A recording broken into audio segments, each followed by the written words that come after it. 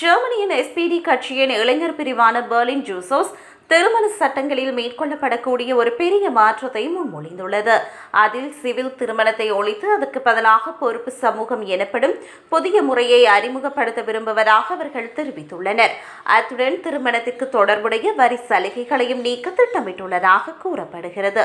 தற்போது முன்மொழியப்பட்ட புதிய முறையில் திருமண விழா இல்லாமல் பதிவாளர் அலுவலகத்தில் ஒரு எளிய விண்ணப்பத்தின் மூலம் மக்கள் சட்டப்பூர்வ கூட்டாண்மைகளை உருவாக்க அனுமதி வழங்கப்படும். இந்த கூட்டாண்மைகளில் பாலினம் அல்லது குடும்ப உறவை பொருட்படுத்தாமல் 2க்கும் மேற்பட்ட நபர்கள் சேரலாம்.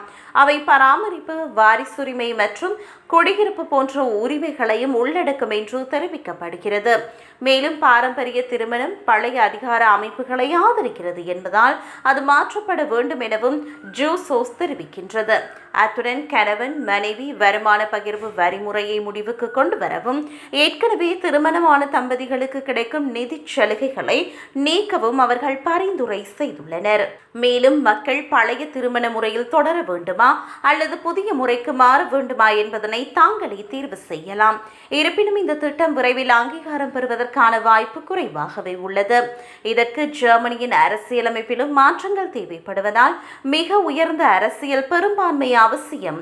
இத்தகைய சீர்திருத்தங்கள் சாத்தியமா அல்லது ஏற்றுக்கொள்ளப்படுமா என்பது குறித்து பல சட்ட வல்லுநர்களும் அரசியல்வாதிகளும் சந்தேகம் வெளியிட்டுள்ளனர்.